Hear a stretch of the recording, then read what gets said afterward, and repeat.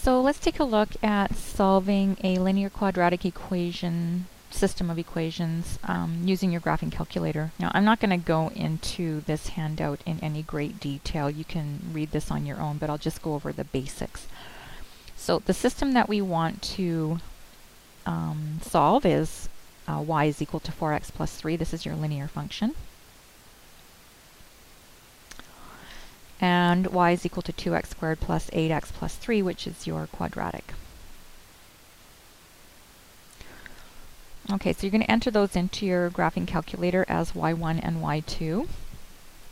And you will want to set your window settings. So the recommended one here is that your x min would be -5, your x max is 5, your y min is -10, and your y max is 10. And when you graph, you should get this graph on your screen. Okay, and then we're going to solve, okay, which means we want to find the points of intersection. Okay, so that's what this means. We want to calculate the intersections because this means to solve, right? And just a reminder, you go to second trace and you want to choose item 5. Okay, and I think you guys remember what to do for that. All right, so this is what your menu would look like. You want item 5, which is intersect. Okay, and because you have a linear graph that crosses your quadratic graph at 2 places, you have 2 points of intersection.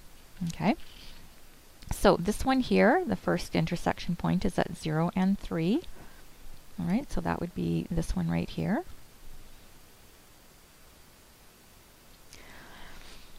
And your second point of intersection is this one here, which is at x equals -2 and y is equal to -5. Okay, and the last thing that you would be expected to do is to verify that both of those points are correct. Okay, and that means you want to plug them back into the original equations. Okay, now because our first point is 0 and 3, we know that x is equal to 0, and we're going to plug that into both our linear function as well as our quadratic function and see what our results are. Okay, and so for y1, you're going to plug in x is 0, and you get that y1 equals 3, which is what you would expect because the y coordinate of our point of intersection is 3. Okay, and then you're going to plug in x is 0 into your quadratic, and you're going to get 2 times 0 squared plus 8 times 0 plus 3, and you're going to get that y2 equals 3, which once again you would expect because the y coordinate of your point of intersection is 3. Okay, so what is the result?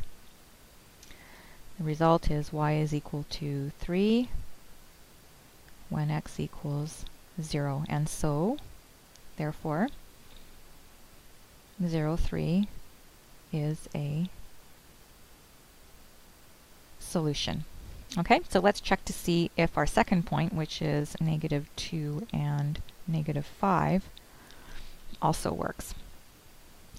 Okay, so x is -2. We're going to plug that into our linear function. We're going to get that y1 is equal to 4 times -2 plus 3.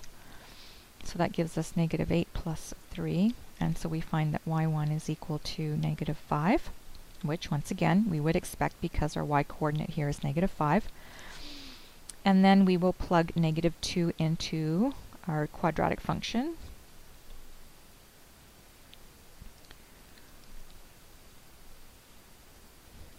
And we will get 2 times 4 minus 16 plus 3, which is 8 minus 16 plus 3, which is -8 plus 3, which is -5. And so we find that y2 equals -5, which once again we would expect because the y coordinate to our solution, our point of intersection, is -5. So what is the result? The result is that y is equal to -5 when x equals -2, so therefore the point -2 and -5 is a solution. Okay, so for the overall system, the solutions are 0, 3, and -2 and -5. Okay, and so that's going to conclude our discussion on using your graphing calculator to solve a system of equations. Now, you know that you would go through the same process if it was a quadratic and a quadratic. Okay, it doesn't look much different than this. All right.